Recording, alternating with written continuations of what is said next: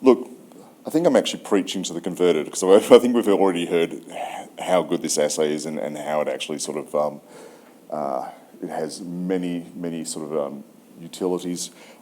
But I'd like to thank Oz Diagnostics for giving me the chance today to actually just come up and really tell the story about how testing's evolved at St Vincent's, and that's evolved in step with the developments at Oz Diagnostics.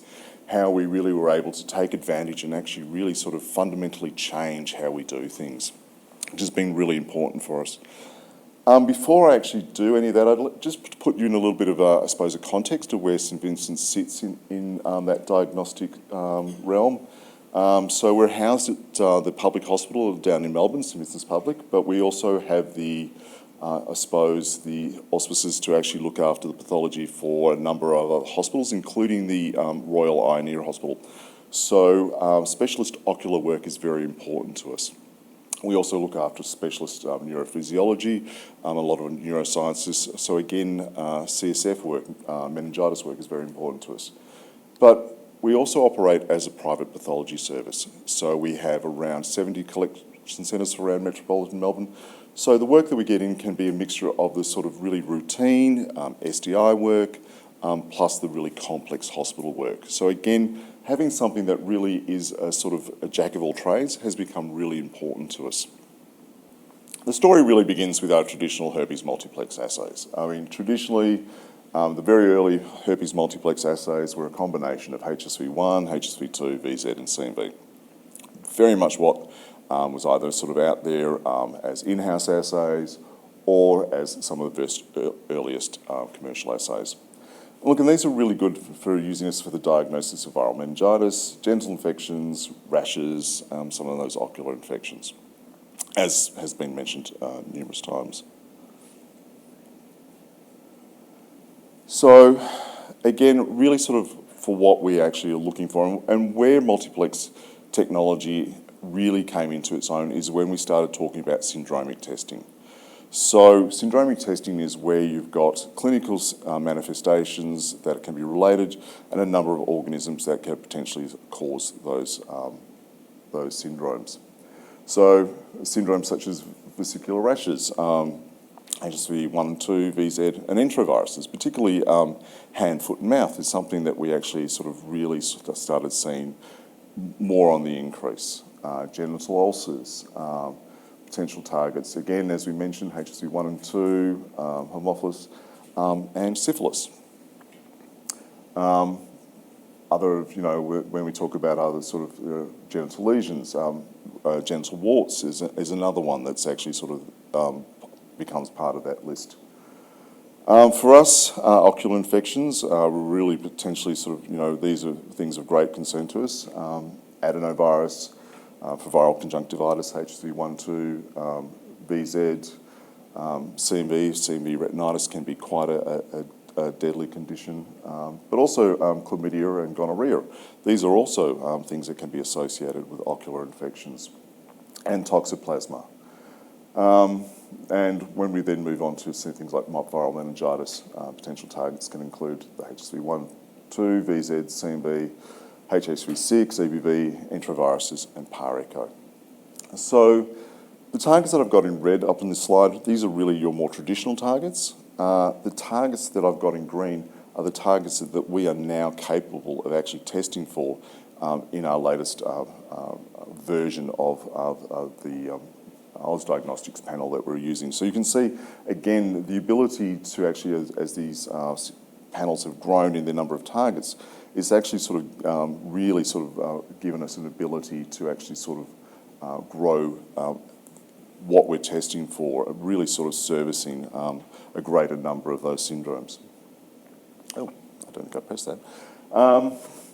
So really sort of going back into the St Vincent's experience, prior to 2011, really we were doing HSV1 and 2 using the Roche Light Cycler. VZ and adenoviruses were in-house developed assays. CMV and enterovirus for us were referred tests, and these came at quite a significant cost.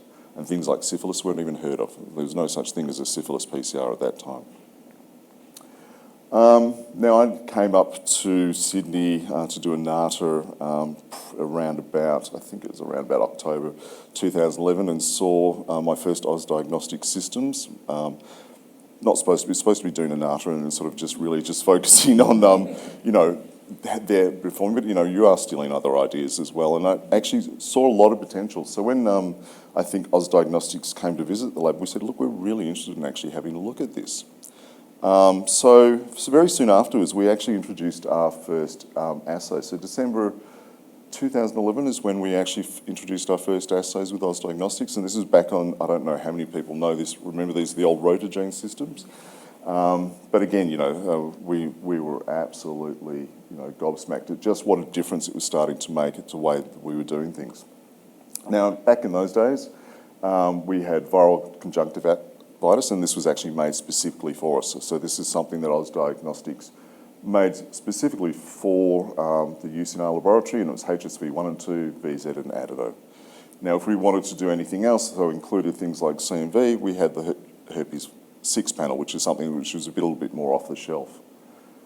So again, you know, these were good. I mean, they actually sort of enabled us to actually start multiplexing. We started seeing some efficiencies. But again, we're still running 2 separate platforms, and the throughput for these was still relatively small. Then Oz Diagnostics introduced the high-plex system, and soon after that, the herpes, adeno and intro, of which I used to have very heated discussions with Keith at the time about why I would like to actually sort of have all of these combined. I think I eventually convinced him, and this is probably why it's actually known as my baby. But again, and I think it became a very sort of successful assay, and it became a very successful assay for us. So at that time, it really sort of streamlined everything into a single assay. It increased our throughput, and again, we were not running, you know, separate assays all the time. It was one streamlined process. Now, with the pandemic, we were fortunate enough to be able to purchase ultraplexes. So that was the one good thing that actually came out of the whole thing. And that enabled us, and at the time the viral and syphilis panel actually came on. Now, as has been mentioned, this is a universal panel, which is, you know, great. It gives us the flexibility. So if we have runs of less than 24, we're running these on the high-plex. If we have runs higher than that, we run them on the ultraplex. And as our work is actually increasing, and particularly I think what laboratories are finding now as the pandemic is over,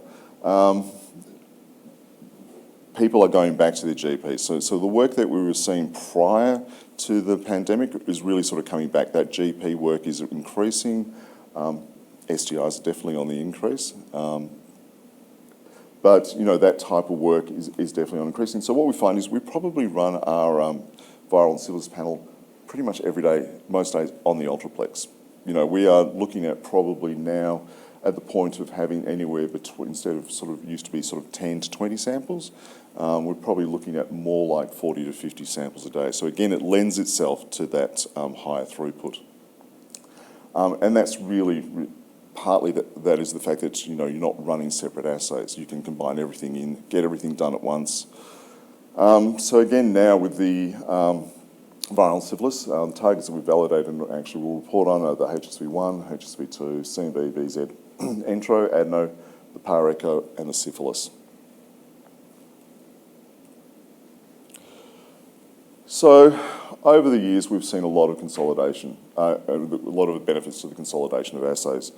Now, for me as a laboratory manager, one of the most important things for me is staff time. One of the things that we rarely actually ever get is more staff. It's one of the hardest things in any pathology service is to get more staff. So if you can actually do more with what staff you've got and actually make their lives more efficient and easier, that is a big bonus to me. Now, to the hospital. One of the other benefits is the massive amounts of savings we receive. So instead of running sort of all these little separate assays, and this number is really based on when we actually moved to just the high plexes. So this is when we actually just moved to the herpes adenodes and intro panel, is what we found is that we were saving on average around about $20,000 a year. You know, maybe not significant for some big players, but for us that was actually we were really starting to see that benefits. We definitely saw clinical benefits. I mean, what we were seeing is we were actually being able to report herpes, entero, par-echo, all on all of our CSF specimens. Our ocular specimens, herpes and adenoviruses, it was all sort of very streamlined. But over the years, we started seeing some unexpected results. And I'll go into some of these a little bit more. So unexpected, well, some of it was sort of hypothesised.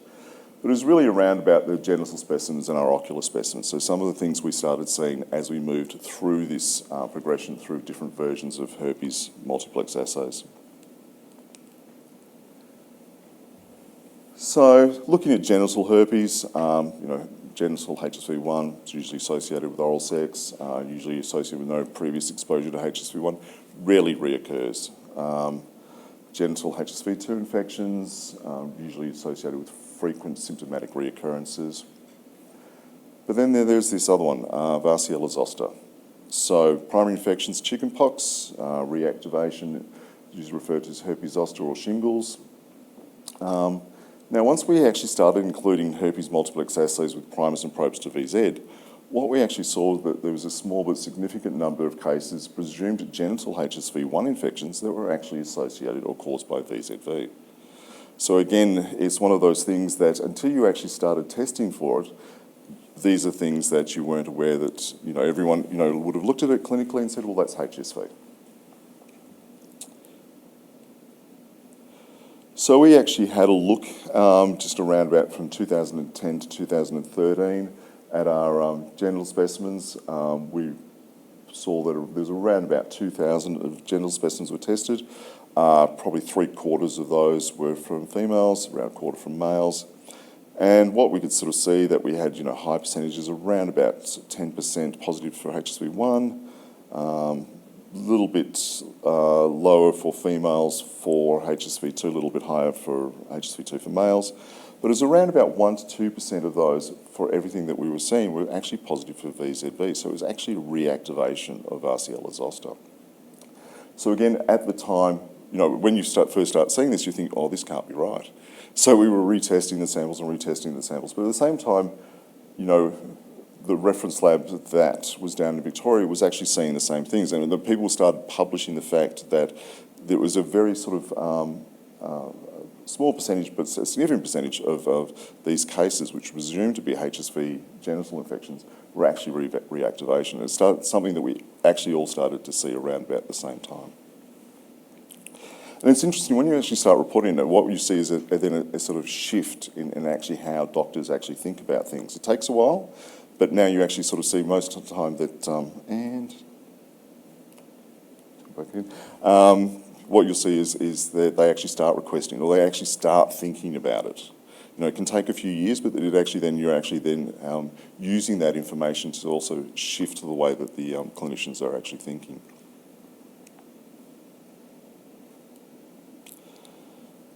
Now,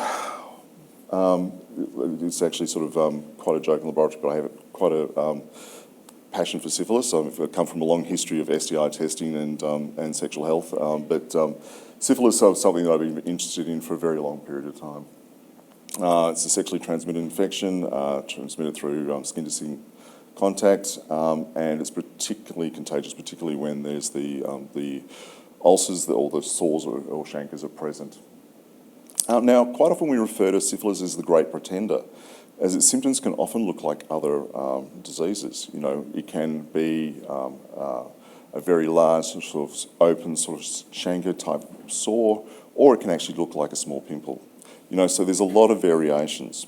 Usually the appearance of the chancre marks the primary stage of syphilis. It's usually, but not always, at a sort of firm, round and painless. Sometimes it can be quite painful. Sometimes it can actually look like a small herpes ulcer. So again, it can actually, is quite difficult these days to diagnose clinically. It moves through, if you're untreated, it moves on to secondary syphilis, and secondary syphilis is often sort of associated with skin rashes, sores around sort of the mouth, vagina and anus. It can be a sort of a rough reddish brown sort of spots. Those spots can appear on the palms of your hands or your feet. So again, not associated with a primary entry source. But it always, it can sort of be different. It's one of those things that is actually, again, unless the clinician has worked a lot in sexual health, it can be very hard to sort of diagnose. And in Victoria, syphilis is becoming much more of a problem. We're seeing, increasing numbers, and this has predominantly been through serology. But in response to those sort of growing numbers, we decided to actually automatically include syphilis reporting in any requests for genital ulcers or herpes PCR. So if it came for as query HSV 1 or 2,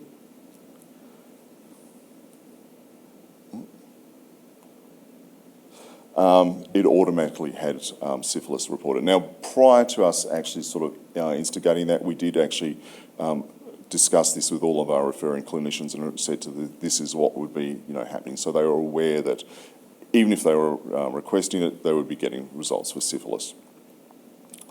We felt that the use of the viral and syphilis panel would actually provide direct detection of all of these pathogens that we're reporting, HSV1, HSV2, VZ and syphilis, with the hypothesis that we felt that it was probably going undiagnosed. What we felt is there was probably a lot of doctors that were actually sending in samples, queried genital herpes, got a negative result, and then not thinking of anything else post for that.